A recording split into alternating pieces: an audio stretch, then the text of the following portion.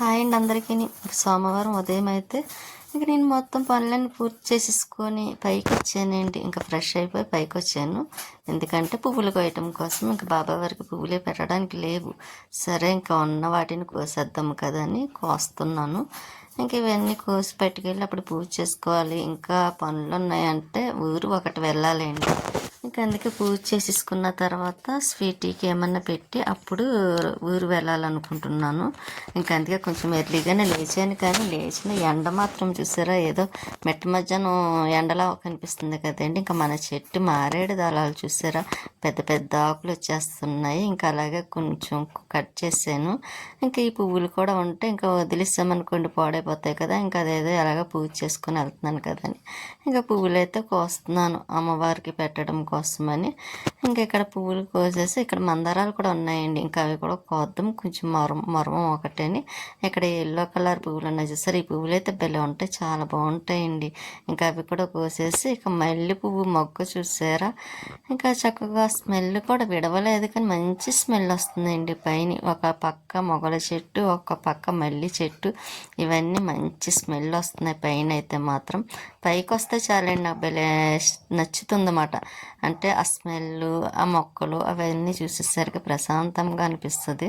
ఇంకా మన చెట్టు పువ్వులు అయితే ఇవి కాండి, ఇవి వచ్చినాయి. ఇంకా అన్ని మారేడు దళాలు అవన్నీ పెట్టేసి ఇంకా అన్ని రకాల పువ్వులతో ఇంకా రవ్వ లడ్డు నైవేద్యంగా సమర్పించి బాబా వారికి ఇంకా అలాగే అయితే పూజ అయితే అయిపోయింది, చేసేసుకున్నాను. ఇంకా రెడీ అవ్వాలండి. స్వీటీకి ఏమన్నా పెట్టేసి అప్పుడు నేను ఇంకా రెడీ అవుతాను. సర్దుకోవాల్సినవి కూడా ఉన్నాయి. ఇంకా స్వీటీ అయితే చూసారా ఎలా పడుకొని చూస్తుందో గుమ్మం దగ్గర.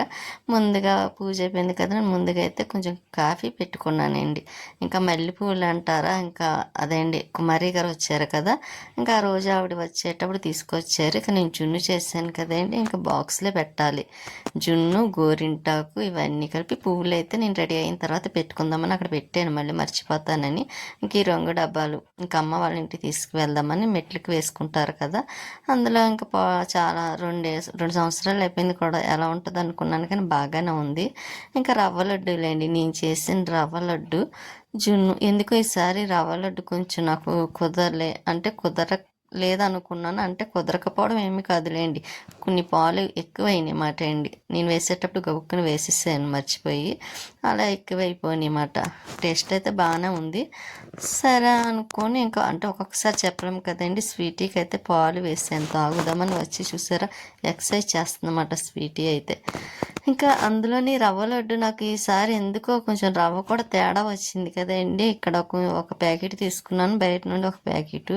అందువల్ల ఏమో కొంచెం నాకు ఎందుకో అంత నచ్చింది అనిపించలేదు చేసేటప్పుడు. ఇంకా నేనైతే శారీ కట్టుకున్నాను, ఎందుకో కట్టుకోవాలనిపించింది. అది కూడా ఎందుకు అనుకుంటున్నారు, మా తమ్ముడిని చూడడానికి వెళ్తున్నాను అనమాట చాలా నాళ్ళ తర్వాత. అంటే తను కొంచెం కంటికి ఆపరేషన్ చేయించుకున్నాడండి, ఇంకా అందుకే చూడడానికి వెళ్దాము సర్ప్రైజ్గా అన్నట్టుగానే ఇంకా నేను ఇలా శారీ కట్టేసుకొని ఇంకా రెడీ అవుతున్నాను. ఇంకా జడ వేసుకుందాం, మామూలుగా క్లిప్ పెట్టేసుకుందాం అనుకున్నాను కానీ ఇంకా అందులోని ఈ ఎండకి చాలా చిరాకుగా ఉంటుంది కదండి, హెయిర్ కూడా వదిలేసుకుంటే. ఇంకా అలాగ పువ్వులు ఉన్నాయి కదా అని నేను ఇంక ఇలా జడ వేసేసుకొని పువ్వులు అయితే పెట్టేసుకుంటున్నాను.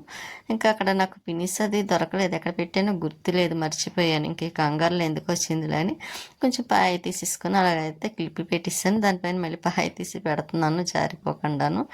ఇంక ఈ పువ్వులు ఇలా కొంచెం ఇదయ్యేసరికి మళ్ళీ కొంచెం సాగదీసాను. మళ్ళీ ఇచ్చేస్తే కొంచెం మళ్ళీ హెయిర్ అంతా చిరాకు అయిపోతుంది కదా, అందుకనని ఇంకా ఇలా నేనైతే శారీ కట్టుకుని. ఈ శారీ గుర్తుందండి, సేమ్ లక్ష్మి గారు నేను తీసుకున్నాం ఇద్దరమును, చెన్నై నుండి తీసుకొచ్చిన శారీ అండి. ఇంకా స్వీట్కి పాలు పెట్టేసాను కదా, తాగేసింది. ఇంకా నేనైతే మళ్ళీ ఇంకా అదండి కాంప్లెక్స్కి అయితే బయలుదేరుతున్నాను. ఇంకా ఎండ చూసారా, చాలా ఎండ ఉంది. అప్పటికి టైం కూడా ఎంత అవ్వలేదు, 9 అవ్విందండి. నేను ఎర్లీగా ఒకటి లేచాను కదా, ఇంకా 9కి కాంప్లెక్స్కి వస్తే ఇక్కడ ఫ్రీ బస్సే కదని ఇక్కడ అసలు ఖాళీ లేదు, చాలా ఉన్నారు. బస్సులు అయితే లేవండి. ఇంకా ఎందుకు వచ్చిందని నాన్ స్టాప్ అయితే ఎక్కిస్తాను. ఇక నాన్ స్టాప్ అయితే ఇంకా 1 అవర్లో వెళ్ళిపోవచ్చు కదా, రాజమండ్రి అండి వెళ్ళేది.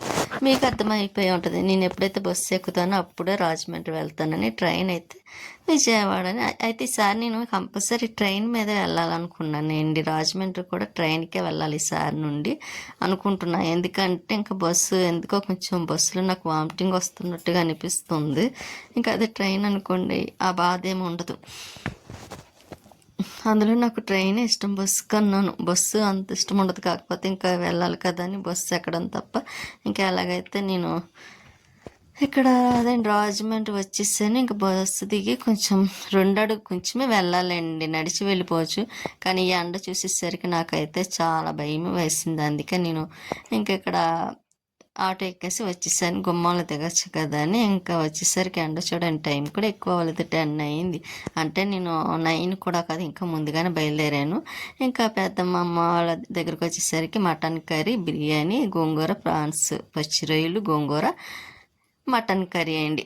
ఇంకా అవి చేస్తే కొంచెం బిర్యానీ పెట్టుకొని తినేసాను. తినేసిన తర్వాత ఇంకోండి మళ్ళీ బయటికి ఇలా చూస్తే ఎండ మాత్రం ఏమాత్రం తగ్గటం లేదండి. ఇంక నైట్ అయినా సరే అలాగే ఉంటుంది.